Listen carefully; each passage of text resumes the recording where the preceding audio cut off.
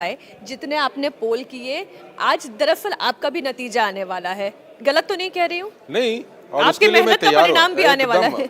मेहनत का परिणाम और दिख भी रहा है। यदि मैं देखूं तो एक तमिलनाडु है जहां पे मुझे थोड़ा सा उलटफेर दिख रहा है, तो मेरे परिणाम में हो सकता है, लेकिन बंगाल हम उसी दिशा में जा रहे हैं जो हम लोगों ने दिखाया था। और जहां तक केरला की बात है, हम लोगों ने कहा था कि काफी वहां पे टफ कॉम्पिटिशन रहेगा दोनों पार्टियों के अंदर, वो नतीजे में भी दिख रहा है। रही बात एक तमिलनाडु की, तो तमिलनाडु में हमें थोड़ा भी इंतजार करना चाहिए। टीवीके का काफी अच्छा रुझान आएगा, हम लोगों को लगा भी था कि टीवीके का महिलाएं। ग्राफ जो है अभी मैं देख पा रही हूँ कि 115 सीटों का रुझान आया है और विजय थलापति जो हैं वो 50 सीटों पर लीड बनाकर चल रहे हैं। जी। लेकिन मेरी जिज्ञासा जो है और हमारे सबसे ज्यादा जिज्ञासु व्यूवर्स जो है वो पश्चिम बंगाल के बारे में सुनना चाहते हैं, जानना चाहते हैं। पश्चिम बंगाल में 262 सीटों का रुझान आ चुका है सर, और इन रुझानों में 145 पर बीजेपी लीड कर रही है।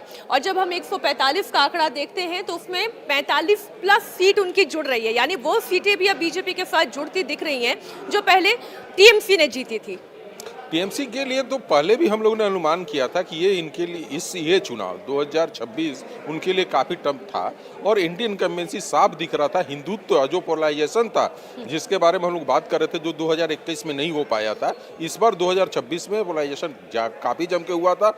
लोगों ने जो बढ़ चढ़ के हिस्सा लिया और चुनाव में जो भाग लिया, उसका इम्पैक्ट दिख रहा था। और उसके देखिए कारण भी थे, जैसे आप जाइए ग्रेटर कलकत्ता में, वहाँ पे 38 सीटें थी और पिछली बार उन सीटों पे लगभग 62 पॉइंट कुछ पोल हुआ था, और इस समय 90% पोल अधिक हुआ था। मैं बार बार इस चैनल पे, आपके चैनल पे बोलता रहा कि भाई ये जो 28% 27% पोल बढ़ा है, ये हिंदू का बढ़ा है कि मुसलमान का बढ़ा है। मुसलमान हमेशा हाई पोल ही करता है, उसका कभी ये नहीं है। और मुसलमानों का हाई पोल ऑलरेडी टीएमसी 2021 में ले चुकी थी, 75% से ऊपर उनका पोल हो चुका था, तो उसमें अब बढ़ोतरी का कोई कारण नजर नहीं आ रहा था। और यदि एसआईआर के बाद देखा जाए और इस बार देखा जाए तो 16-17% का जो इजाफा हुआ है, उसमें सबसे बड़ा कोई योगदान था तो हिंदू वोटर और जो प्रवासी वोटर थे उनका था। मैं कोलकाता पोर्ट की ही बात कर लूं। अभी थोड़ी देर पहले जब कोलकाता पोर्ट का भी रुझान आया तो वहां से ममता बनर्जी के राइट हैंड आप कह लें फिरहाद हाकिम वो चुनावी मैदान में है और वो पीछे चल रहे थे।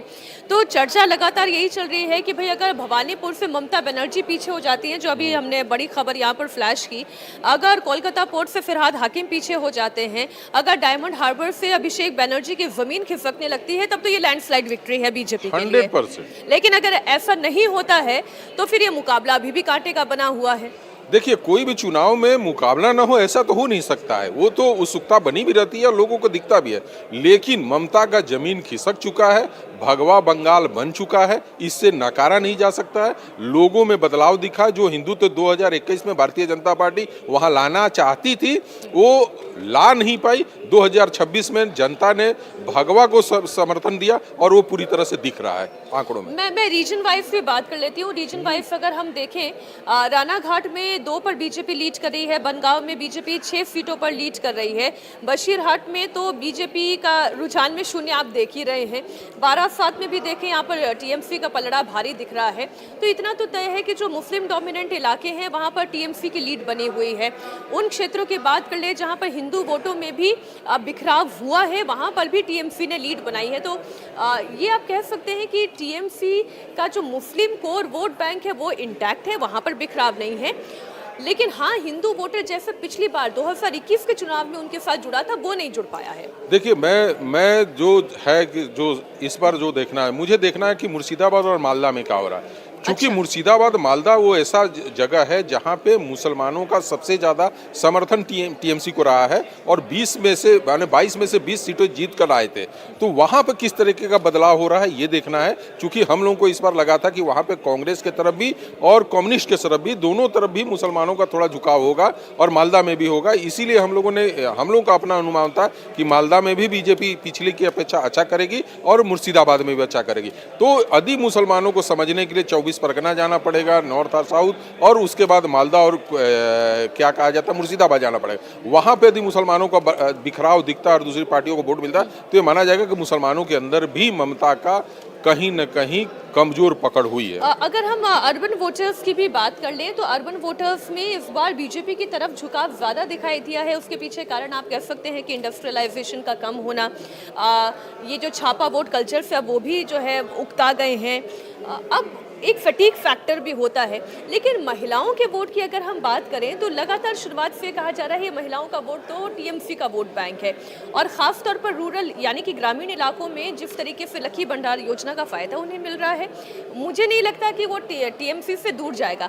लेकिन वही महिला वोट जब हम अर्बन इलाके में आते हैं, हम कोलकाता की बात करते हैं, हुबली हावड़ा इलाकों की बात करते हैं, तो वहाँ पर क्या महिला वोटर का बिखराव आपको दिखता है? देखिए, सबसे बात बता जाए कि लक्ष्मी योजना की जो बात कर रही है, 1500 रुपया से ज़्यादा उनके लिए अहमियत हो गया था कि उनकी सुरक्षा कैसे हो। महिलाएं आज के डेट में ग्रामीण इलाकों में भी वो सुरक्षा के लेकर दृष्टिकोण से काफ़ी वो डरी और सहमी रहती थी। तो 1500 पहली बात। दूसरी बात है कि कोई भी योजना होता है वो एक बार बेनिफिट पहुंचाता है, और ये 2000 ये करीब 22 में शुरू की थी इन्होंने, 22 या 23 में लक्ष्मी योजना शुरू हुई थी। 24 का उसका बेनिफिट वो ले चुकी हैं।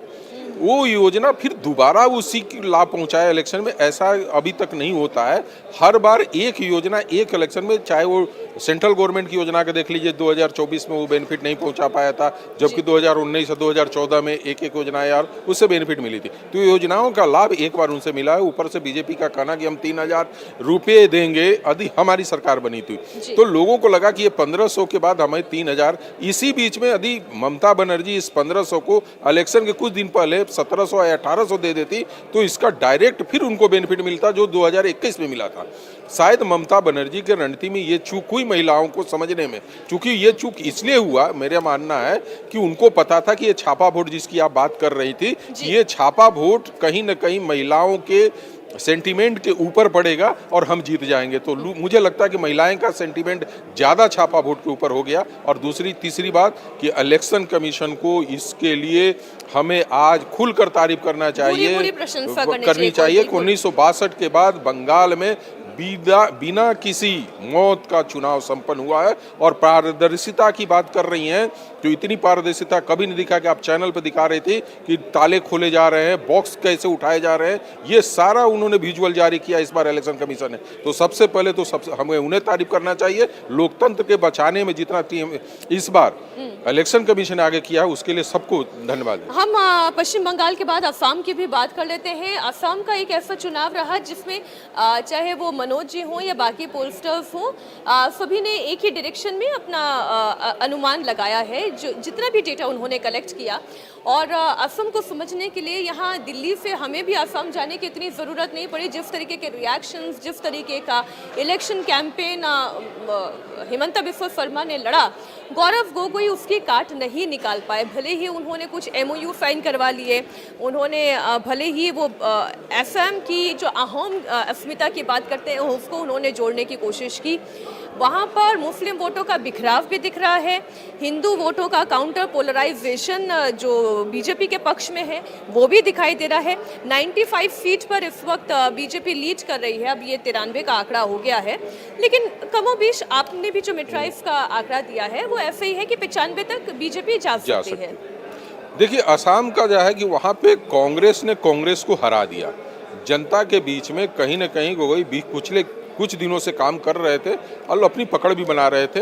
सेंटिमेंट थोड़ा सा बदलते हुए दिख रहा था, चूँकि वो क्या था कि भले हेमंता लगातार नहीं CM थे, बीजेपी की शासन वहाँ थी, तो लोगों का थोड़ा सा रुझान बढ़ रहा था। लेकिन इसी बीच में देखी होंगी आपकी हेमंत बिस्वा शर्मा की पत्नी को लेकर एक पासपोर्ट इशू वाला जारी हुआ, पवन खेड़ा। अब पवन खेड़ा जी ये मैटर को ले आए, ताल ठोके, एक नैरेटिव सेट हो रहा था। इसी बीच उन्होंने भाग कर जो उन्होंने गलत काम किया वो यदि अरेस्ट हो जाते हैं तो बीजेपी को उस नैरेटिव को तोड़ने में थोड़ा सा मुश्किल आता और वो सीधा सीधा बीजेपी को नुकसान होता। उन्होंने भाग कर वहां से कांग्रेस को मुश्किल में डाल दिया। ये चाहे कांग्रेस पार्टी को जिताने के लिए पवन खेड़ा अरेस्ट हो जाते, एकदम हो जाना चाहिए था। यदि राजनीति में आप हैं तो किसी मुद्दे पे यदि आप गिरफ्तार भी हो जाते तो ऐसा अपने आपराधिक मामले लेकर नहीं आए थे।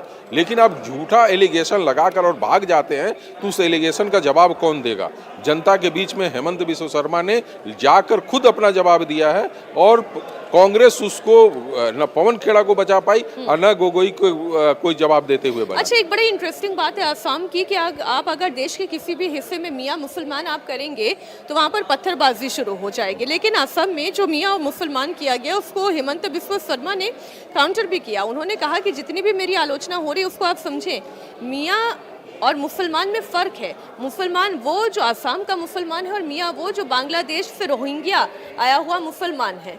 तो ये क्या वोटों का ध्रुवीकरण ये भी नहीं कर पाया, वो भी कांग्रेस के पक्ष में नहीं जा पाया? नहीं, वो नहीं जा पाया। देखिए क्या है ना कि जो अब बच गए हैं, जो बाहर के भी अधिक बांग्लादेशी जिसको मुसलमान वो कर रहे हैं, उनको भी लग रहा है कि हम असम का, मैं इसे ऐसे कहूँ कि असम का जो मुसलमान है वो अपने आप को बांग्लादेशी मुसलमान नहीं कहलाना चाहेगा। उससे ज्यादा परेशान हुआ।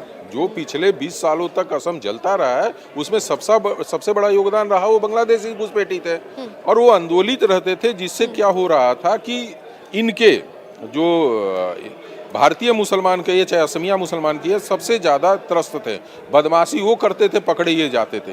वो क्या होता था कि सीमा पार होकर चले जाते थे, हंगामा करके, और पकड़े ये जाते थे। तो उनमें नाराज़गी थी और वही नाराज़गी के कारण बीजेपी वहाँ आई भी थी। मुसलमानों ने भी वोट किया था उस समय कि भाई इस बार हम असमिया मुसलमान हैं, हम बीजेपी के साथ जाएंगे, और उसको कायम उन्होंने रखा। और अब देखते हैं कि बांग्लादेशी मुसलमानों पे भी कहीं न कहीं कांग्रेस की पकड़ कमज़ोर होती जा रही है, क्योंकि उनको लग रहा है कि कहीं हम इनको ज़्यादा समर्थन के रूप में जलेंगे तो हमें मुश्किल होगी। तो बांग्लादेशी मुसलमान अपने को बदल रहा है। वहाँ बात थोड़ी सी हम केरलम की और तमिलनाडु की भी कर लेते हैं। अभी जो मैं केरलम में देख रही हूँ वो LDF 48 पर और UDF 60 पर दिखाई दे रही है। तो यहाँ पर बदलाव की बयार दिखाई दे रही है। बदलाव के बिहार देख रहे हैं। और दूसरी बात है कि हम लोगों ने उस आंकड़े में इसी तरह के दिया भी है हम लोगों ने, और वो आते हुए भी दिख रहा है। और वहाँ पे मुझे लगता है कि मुख्यमंत्री को हराने के चक्कर में पार्टी हार गई, LDF हार गई। उन्हें कैंडिडेट बदल देना चाहिए था, सीएम बदल देना चाहिए था, या पहले से उनको तैयारी करें। 82 ईयर्स के, देखिए नीतीश कुमार की विदाई मैं मानता हूं कि सबसे अच्छे तरीके से एनडीए की तरफ से प्लानिंग के साथ हुई। शिवराज सिंह चौहान को भी हटाया गया 17 साल के बाद, इतने काफी मैंडेट के साथ लेकर ले आए, लेकिन उनको भी बदला गया, एक नए नेतृत्व को दी। तो मुझे लगता है कि यहाँ पे कम्युनिस्ट को करना चाहिए था, लेफ्ट को करना चाहिए था, शायद वो ये काम नहीं किया, उसका नुकसान इनको दिखा। तमिलनाडु की बात कर लें। तमिलनाडु में DMK 53, AIDMK 30 और TVK 58 पर दिखाई दे रही है। TVK यानी कि विजय पहली बार वो इलेक्शन के इस मैदान में आए, चुनावी मैदान में आए, और पहली बार में ही उन्होंने तो हाफ सेंचुरी लगा दी है। उससे ऊपर की वो बढ़त दिखाई दे रहे हैं। सिंगल लार्जेस्ट पार्टी तो नहीं बन जाएंगे, क्योंकि बाकी तो गठबंधन में। इस आंकड़े में मेरे आंकड़े से मेल नहीं खा रहा है, जहां मुझे खुद चौंकाया है। मेरा मानना था कि कोई भी, मैंने पहली बार जो पार्टी आती है, चुनाव लड़ती है, तो उसको एक बूम उतना नहीं मिलता है जितना मिलना चाहिए। वोट परसेंटेज एक अलग बात है, लेकिन यदि ये TVK लग रहा है कि इस तरह के रिजल्ट के रूप में कन्वर्ट होगा, तो 57 के करीब आ गया है, 53 पे वो है। AIADMK को हम लोग पहले भी मानते थे कि भैया TVK के कारण सबसे ज़्यादा AIADMK, क्योंकि AIADMK का महिलाओं के बीच में पकड़ था और TVK के यूथ पसंद करते थे, तो दोनों वोट को पीछे हो गए हैं। तो मुझे लग रहा है कि कहीं ना कहीं उनकी पकड़ अच्छी है। अभी थोड़ी देर पहले ही खबर देख रही थी कि जो मुख्यमंत्री हैं स्टालिन, सेकंड राउंड की काउंटिंग हो गई है, वो भी पीछे चल रहे हैं, और TVK के उम्मीदवार आगे चल रहे हैं। और वो ऐसा उम्मीदवार है कि कोई बहुत बड़ा उम्मीदवार नहीं है, एक साधारण सा आदमी जो उनको पीछे लेकर चल रहा है। तो ये दिख रहा है साहब कि कितना एंटी इनकम मैसेज जब मुख्यमंत्री के प्रति बन गया। जैसे भवानीपुर की हम लोग बात कर रहे थे, वहाँ ममता पिछड़ रही थी, तो हम लोग को लगा कि भाई इतनी एंटी इनकम मैसेज दिख रही है, तभी जाकर ममता हार रही है। तो वही सेम तमिलनाडु में दिख रहा है। तमिलनाडु में केवल वही पीछे, मतलब मुख्यमंत्री ही दूसरे राउंड की काउंटिंग में पीछे नहीं चल रहे हैं, बल्कि उनके बेटे जो है उदयनिधि स्टालिन, उनकी भी मुसीबतें बढ़ती दिखाई दे रही है। हाँ, ये मैंने कहा ना कि वहाँ पे पूरी तरह से DMK के अगेंस्ट में चल रहा है, और वो साफ दिख रहा है, रिजल्ट में भी साफ दिख रहा है कि पहली बार की पार्टी TVK इतनी अच्छा प्रदर्शन करे। अभी कल हमारी बात हो रही थी और दर्शकों ने भी वो कार्यक्रम देखा होगा। हमारे जो दक्षिण के रिपोर्टर हैं, संवाददाता हैं, राघवन ये बता रहे थे कि TVK ने बड़े इंटेलिजेंटली ये चुनाव लड़ा।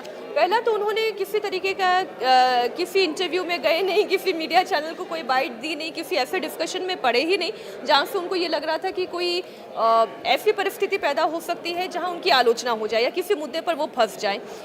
उन्होंने ये दूरी बनाए रखी। अच्छा, ये जानकारी दिल्ली तक पहुंचते पहुंचते काफ़ी देर हो गई कि उनके इतने बड़े बड़े फ़ैन क्लब हैं जिन्हें इलेक्शन क्लब्स में तब्दील कर दिया गया, जिससे कई सीटें ऐसी जहां पर उन्हें तो प्रचार के लिए जाना भी नहीं पड़ा।